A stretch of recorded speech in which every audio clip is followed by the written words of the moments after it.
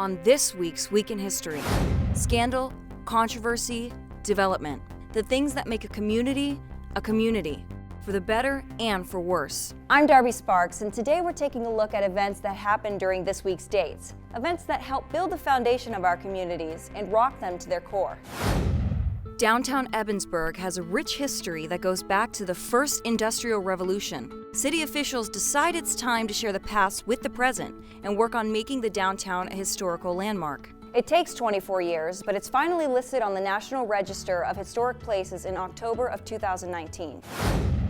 Business is booming in Blair County, especially on Plank Road. For city planners, it's the perfect time to start building a convention center and a baseball field in order to keep business on the up and up. The Blair County Convention Center project is finished in May of 2001. A scandal is discovered within the walls of Cambria County's Cambria Industries when federal agents come in for an early morning raid. The business, which once worked closely with the government on modern defense mechanisms, must now defend itself against the IRS. The Cambria brothers were found guilty in 2013 on charges of fraud and conspiracy. To summarize, they stole hundreds of thousands of dollars based on the false promise that they deliver on a product meant to protect our soldiers during combat. Thousands across Pennsylvania are grief-stricken after word that head coach Joe Paterno has lost his battle to cancer.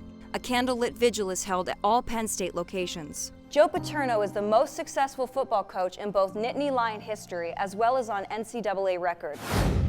Former Altoona police officer Dwayne Eichenlaub is found guilty for aggravated assault and conspiracy for beating Earl Eshelman in an Altoona bar's bathroom back in 2010 and trying to cover it up. Eichenlaub allegedly beat Eshelman after Eshelman attempted to pull him off a man who had groped his wife. The office of former Center County DA Stacey Parks Miller is raided by police after it's found that she's been using unethical and improper conduct in her court cases. Parks Miller had her law license revoked for a year and a day after it was found she was using technology to gain the upper hand in her attempts to wipe crime off the streets of Center County.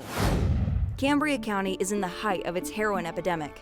With 14 fatal overdoses in 26 days, the county is in crisis mode.